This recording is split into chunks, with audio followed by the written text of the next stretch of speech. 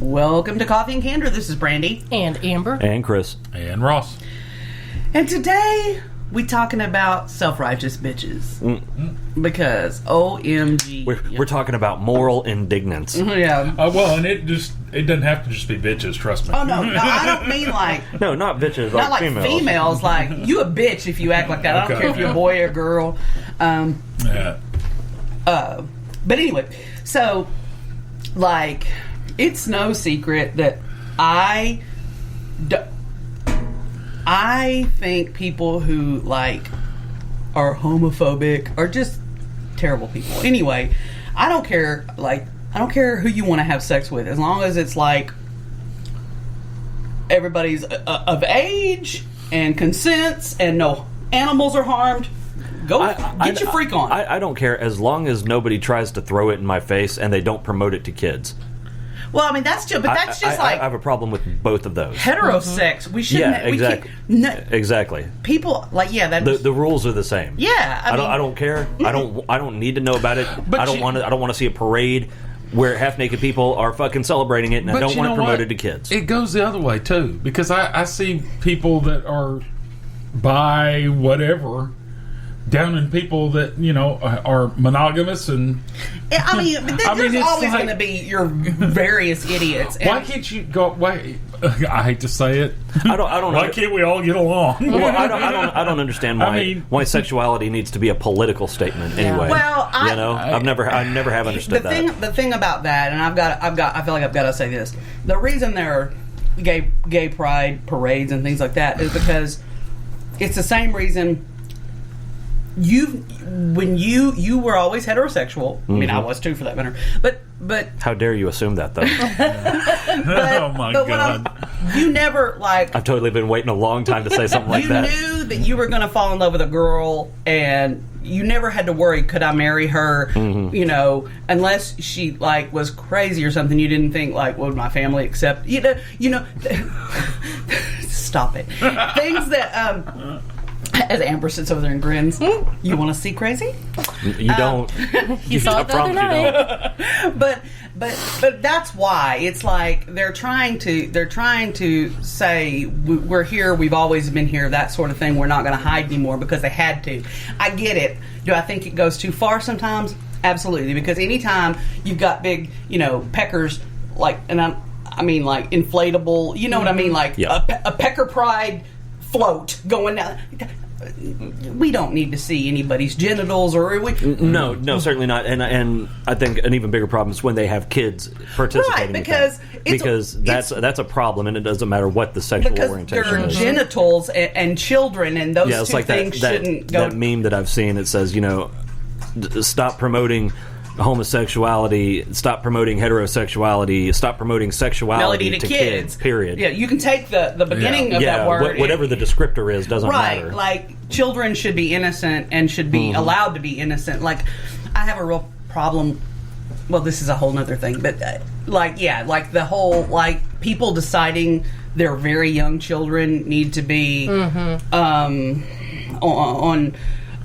Puberty hormones. blockers and shit. Things like that. But that shit ought to be fucking child abuse, because that is in fact child abuse. It's one thing to support your kids. If your kid comes to you and says, I feel like XYZ, and you say, and you know what? I don't care for XYZ, PDQ. You don't start pumping them with chemicals. I love you and I will support you. That completely appropriate. But you don't mess with their body chemistry, because they don't.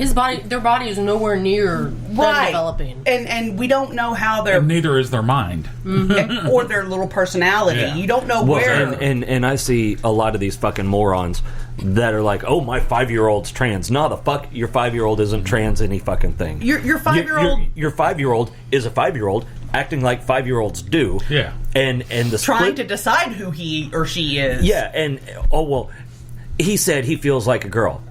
Well, he can just keep on saying that until he's 18 and can decide for himself. Exactly. But if you're under 18, it should be against the law for a physician to prescribe hormone replacement for someone that's under 18. Because, I mean, that ought to be a no questions asked, you lose your license. We wouldn't, okay, let's take the identification of how they self-identify out of it.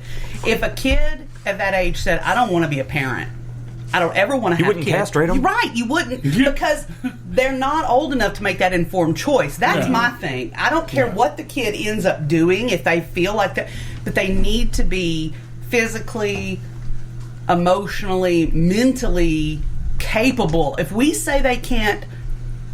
Oh, that sounded... I'm going to backpedal on that because that didn't sound... Because I started to say, if we say they can't consent, no, they can't consent to sex. But you know what I'm saying? If we acknowledge that they're not... They can't consent to things, they can't vote, they can't that they're not emotionally and physically and mentally ready for that, then how can we make the argument that they're ready to make a life-altering decision? They don't even let, like unmarried women have a hysterectomy. Right. Yeah. No. Because they don't think they might change their mind. Yeah. So why do they let children do this? Right. That's, to me, we acknowledge in all these other places now, that we have to 19, 20, 21 and you decide that's what you want to do. Then that more power to you. Then you've well, but I think, and I don't want this. Fuck it. It's going to sound how it's going to sound, and I don't really care either way. I think a lot of times parents use that specific situation to show their friends or fucking whoever how progressive they are. There's a lot that exactly. I got you. Yeah. No. Oh, you're gay. My kid is trans. That type of that hierarchy I of think whatever. that happens in so many ways. Like it's not just that. It's not a phenomenon. But yeah, I mean, absolutely. People and please. I am the least homophobic person. Like, literally how my foster son came out to me, we went to lunch, and he grabbed his partner's hand and kissed him. That, nothing was said. I was like, oh, so this is, okay, all right. And to me, that's how it should be for every kid. It should be just like if I I would recommend maybe saying, hey, Well, no, I mean, I kind of get the drift when he kissed him. Yeah, yeah, but if he had a girl with him, I mean, couldn't you just say, hey, this is my girlfriend? Right, but that's what I'm saying. It didn't have to be a thing. Yeah. Is what I wish that could be the thing for all kids. Well, I think coming out is probably going to be a thing no matter how he does it. You know what I mean? I think what she's saying is whether your kid brings home a boy or a girl, it shouldn't be, I have to tell you something. This is the person Right. They just walk in the door and say, hey, this is my boyfriend. Yeah, this is my partner. Okay. This is the person I dig. You know, I wish it could be that simple for all people because it really should be that simple. If you love somebody and they love somebody, you're going to go, all right, and I think that would be the case if we didn't have all this religious labels and baggage, because people are, I think most often it's not it's what are people going to think of me, which is gross. Well, and an example, we had a Halloween party and there was 2 big tubs full of Halloween costumes of different things and everything else. Mason, who is all boy, trust me, because he runs around like a nut job. He's a little He's redneck. digging around in there. He pulls out this looks like a saloon girl outfit, throws it on. Oh, my dad was having a meltdown. He didn't just have the saloon girl outfit. He had the wig. And Well, he's yeah, but I don't know how many times he came up. You like my dress? I was like, yeah. Yeah. He said something. I can't remember exactly the word. He's gonna have an identity crisis. Yeah. I was like, oh God, whatever. he was having a meltdown about it. It's like, dude, get over it. Yeah, but I totally my entire childhood dressed like a little boy, like cowboy boots and all, because I was a tomboy. So that doesn't mean you're, right. But I mean, there was love a time. the D. Okay. There was a time Alexis wanted nothing except those little race Matchbox cars. Oh yeah, yeah. And one year, we got her a big case and a bunch of cars, and she loved. I mean, so what? Yeah, It's wanted what to play she was with into. it. We got it for her. It wasn't a big deal. My kids, I remember when the kids were little, and remember I got I think it was Dylan. I don't remember. I think they both had one. It was a little baby doll. It was like it was it was just a little baby boy doll, and it was for little bitty kids, like a lovey to sleep with at night. His dad what you thought I gave him a dildo to cuddle up with at night. I swear to God. Jesus. I Well, anything's a dildo if you're brave enough. I guess so. Well, no, this was kind of, he needed to be a little If more you're rigid. brave enough. With a hammer. But yeah, I mean, I'm like, he's like, you want your boys to be some kind of queer? And I'm like, first of all, ew. But second of all, if my boys grow up to be loving people, I don't really care. I'd rather them than have to prove their masculinity all the time. You know, if you give your child a teddy bear, that doesn't mean they're going to be a bestiality.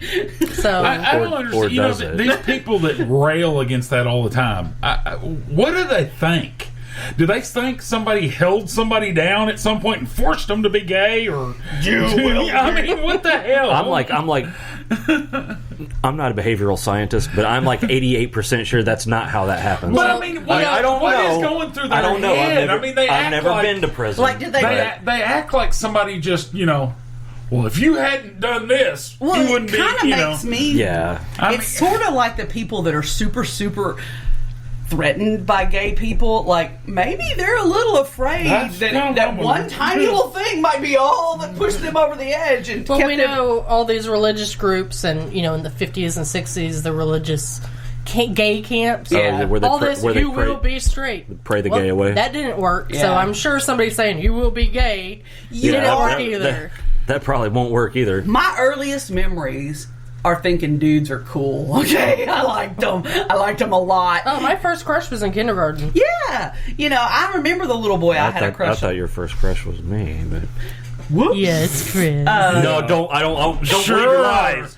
I don't want your I sympathy actually crush. had 2 crushes in kindergarten. Neither one were me. Well, no, since you didn't meet her till you were. But yeah, I mean, like, there was never a choice. Like, am I going to go with the girls? Or am I going to go with the boys? No, it was always boys. I was, and I can't help but think it is no different.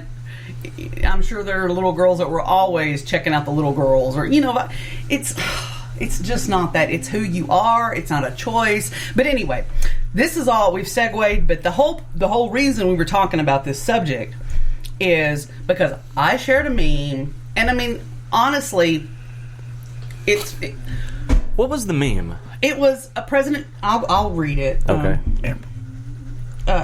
Will y'all stop? I'm